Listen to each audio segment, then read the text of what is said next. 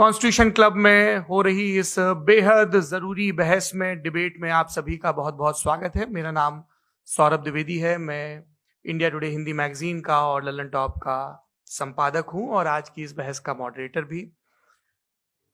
इससे पहले कि ये बहस, जिसका शीर्षक, जिसका टॉपिक है डज गॉड एग्जिस्ट, ये शुरू हो दो विद्वानों के बीच जिनके नाम हैं श्री जावेद अख्तर और श्री मुफ्ती शमाइल नदवी जी, मैं कुछ बुनियादी चीजें आप लोगों को बता दूं ताकि ये बहस व्यवस्थित ढंग से चले, वैसे नहीं जैसी बहसों को देखने के हम इन दिनों आदी हो गए हैं।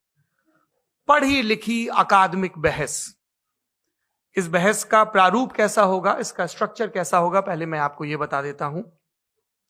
सबसे पहले नौजवान विद्वान मुफ्ती शमाइल नदवी जी 10 मिनट अपनी दलीलें आप लोगों के सामने रखेंगे। उसके बाद जावेद अख्तर साहब 10 मिनट अपनी बात रखेंगे। उसके बाद जिसको हम अंग्रेजी में रिबटल कहते हैं, एक जवाबी दौर रहेगा कि आपने जो कहा मैं उससे मुतमईन हूं कि नहीं हूं, और हमने जो कहा।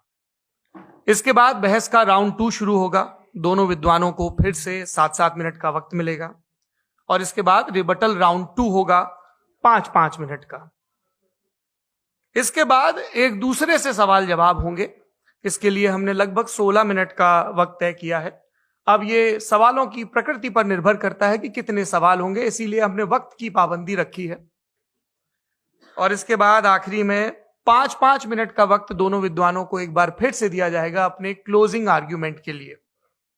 और उसके बाद जो इस बहस के लिए सबसे जरूरी चीज है कि आप और हम और इंटरनेट पर देख रहे लाखों करोड़ों लोग, उनके सवाल जवाब होंगे। तो आप लोग जो यहां मौजूद हैं, आपके हम कुछ सवाल लेने की कोशिश करेंगे।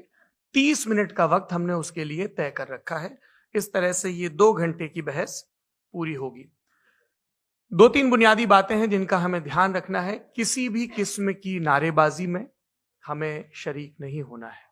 ये हल्ला गुल्ला नहीं है, क्योंकि पूरी दुनिया देख रही है, तो एक नजीर कायम करनी है, एक उदाहरण लोगों के सामने रखना है कि पढ़े लिखे लोग इत्तेफाकी और ना इत्तेफाकी रखते हुए भी, एक दूसरे से सहमति और असहमति रखते हुए भी बात कह सकते हैं।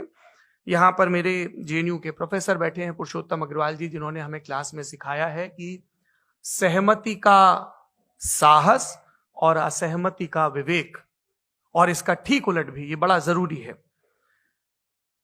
दूसरी बात, ये किसी एक धर्म के बारे में बहस नहीं है, ये बात सबको स्पष्ट होनी चाहिए। किसी धर्म को महान बताने या किसी धर्म को कमतर बताने की ये बहस नहीं।